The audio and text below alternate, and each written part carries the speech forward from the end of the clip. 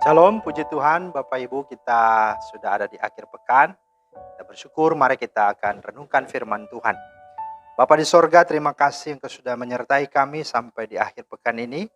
Kami boleh kembali lagi ada dan hendak merenungkan firman-Mu. Mohon hikmat dan pengertian Roh Kudus, agar kami boleh dapat mengerti dan menjadi pelaku firman-Mu. Dalam nama Tuhan Yesus. Amin. Bapak Ibu, firman Tuhan kita terambil dari Kejadian 12 ayat 7. Ketika itu Tuhan menampakkan diri kepada Abram dan berfirman, "Aku akan memberikan negeri ini kepada keturunanmu." Maka didirikannya di situ mezbah bagi Tuhan yang telah menampakkan diri kepadanya. Itulah firman Tuhan yang menjadi dasar renungan kita pada hari ini. Tema kita adalah membangun mezbah keluarga. Mezbah artinya dalam bahasa Ibrani itulah mizbeah. Dalam bahasa Inggris altar ya. Adalah tempat untuk mempersembahkan korban kepada Tuhan. Dalam bacaan kita ini, Abraham dipanggil untuk keluar dari Ur Kasdim menuju ke tanah Kanaan, yaitu tanah perjanjian. Dan kemudian sesampainya di Sikhem, ia mendirikan mezbah bagi Tuhan. Kejadian 12, 7-9. Di kemudian hari, Abraham juga membangun mezbah di Hebron setelah perpisahannya dengan Lot. Kejadian 13 ayat 18. Dan di Moria, tempat Ishak akan dipersembahkan kepada Tuhan. Di sana pun Tuhan membangun mezbah. Dalam Kejadian 22 ayat 9. Membangun mezbah ini sudah diteladankan oleh Nuh dan Henok dan tokoh-tokoh iman sebelum Abraham. Nah, pertanyaannya, mengapa kita harus membangun mezbah? Yang pertama jawabannya adalah karena mezbah keluarga adalah sarana Tuhan hadir. Alasan kita membuat mezbah keluarga adalah agar Tuhan hadir menyertai dan memberkati keluarga kita. Jika Allah hadir, Dia akan menjadi kepala yang mengatur, memimpin dan memberkati keluarga kita. Tuhan akan mengubah keadaan seburuk apapun menjadi indah dan penuh dengan keajaiban dan mujizat. Yang kedua, mengapa kita harus membangun mezbah keluarga? Yang kedua adalah karena mezbah keluarga adalah sarana pemulihan dan kesatuan keluarga. Mezbah keluarga dapat menolong seisi keluarga agar terhindar dari segala keretakan dan perpecahan. Mezbah keluarga menjadi bukti kesatuan dan kesehatian dalam keluarga. Mezbah keluarga membuat anggota keluarga diikat satu sama lain dalam kasih.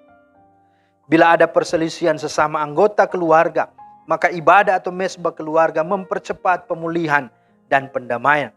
Karena di mezbah Tuhan, setiap anggota keluarga memiliki kesempatan untuk saling terbuka, untuk jujur, peduli, memperhatikan dan saling mengasihi dan mengampuni. Dan yang ketiga, mengapa kita harus membangun mezbah keluarga? Karena mezbah keluarga adalah sarana perlindungan. Dengan adanya mezbah keluarga itu artinya kita sedang melindungi kita dari berbagai serangan-serangan kuasa gelap, sekaligus juga membuka pintu ampunan dan berkat dari dosa-dosa anggota keluarga, seperti yang dilakukan oleh Ayub dalam Ayub 1:4-5.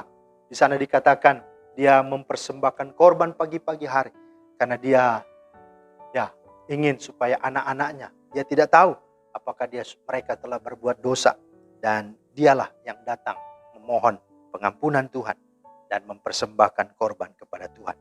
Itulah sesungguhnya sikap dari seorang kepala keluarga, suami atau imam. Mezbah keluarga membuat seluruh anggota keluarga lebih kuat untuk menghadapi tekanan hidup. Ingat, masalah dalam keluarga tidak bisa diatasi hanya dengan pendidikan, hanya dengan nasihat ahli ekonomi ataupun psikiater atau materi atau uang, melainkan hanya dengan kuasa Allah. Untuk itulah perlunya mezbah keluarga, untuk doa peperangan dan juga syafaat, supaya kita bisa mematahkan serangan dari iblis atau keluarga, atas keluarga kita. Dan yang terakhir, mengapa kita harus membangun mezbah keluarga? Karena mezbah keluarga adalah sarana untuk kesaksian. Abraham menjadi saksi atau contoh yang baik dalam internal keluarga maupun dalam eksternal, di luar, yaitu kepada bangsa-bangsa lain. Sana dapat berkat. Mezbah keluarga akan mempersiapkan anggota keluarga agar tetap eksis dan siap keluar menjadi saksi Kristus bagi dunia. Inilah juga yang telah dihidupi dan yang disaksikan oleh Yosua. Dalam Yosua 24 ayat 15c, sana dikatakan, "Tetapi aku dan seisi rumahku, kami akan beribadah kepada Tuhan." Biarlah apa yang menjadi komitmen daripada Abraham, pada Yosua, dan juga tokoh-tokoh Alkitab yang ada, membangun mesbah, itu juga adalah berupa komitmen kita juga saat ini. Kiranya Tuhan memberkati. Amin. Terima kasih Tuhan atas firman-Mu. Bersyukur di akhir pekan ini Tuhan mengajar kami, untuk kami boleh sungguh membangun hubungan dengan Tuhan, membangun ibadah dan doa, bersekutuan bersama keluarga. Biarlah itu sungguh menjadi gaya hidup kami, karena di sanalah kuasa Allah nyata bekerja dalam setiap kami. Demi Kristus kami berdoa. Amin. Demikianlah firman Tuhan hari ini. Kiranya menjadi berkat bagi Bapak Ibu semua. Selamat beraktivitas dan selamat berakhir pekan. Tuhan Yesus memberkati. Shalom.